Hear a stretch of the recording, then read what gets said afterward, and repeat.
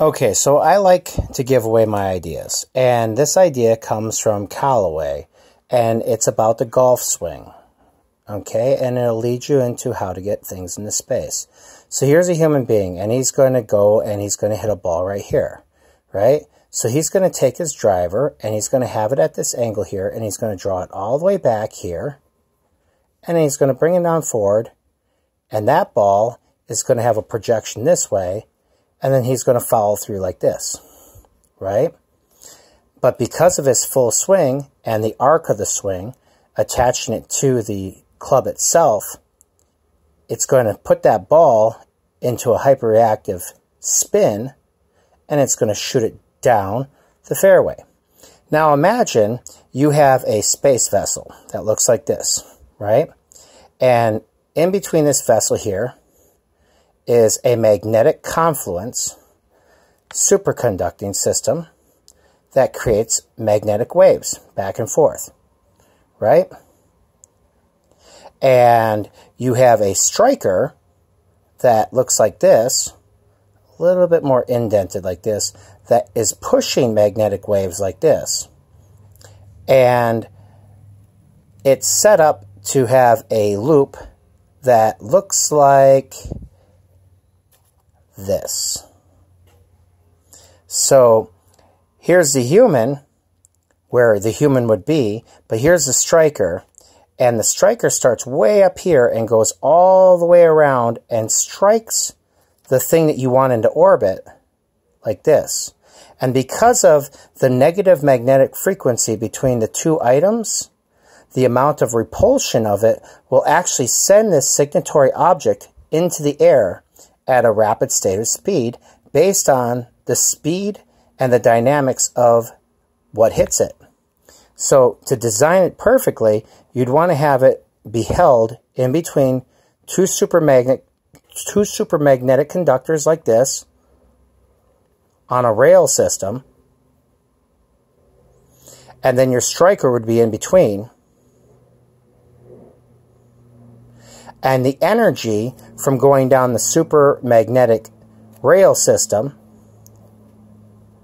would be focused up through the system itself into the striker, and then it would have a stopping point right here where this is resting, and where this stopping point is, the magnetic energy would then be shielded from itself, so you'd be essentially hitting a negative on a negative, which causes repulsion, which causes its orbit to want to spin positive, right? Because you've now hit something with a negative negative, so N1 equals positive, right?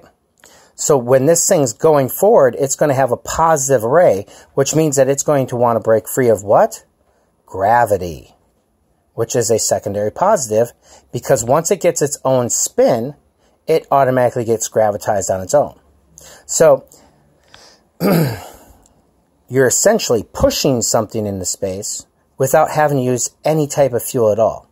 And once it gets in there, all you have to do is remove the shell from the outside of it, because the inside doesn't need to spin at all. The outside can actually be like a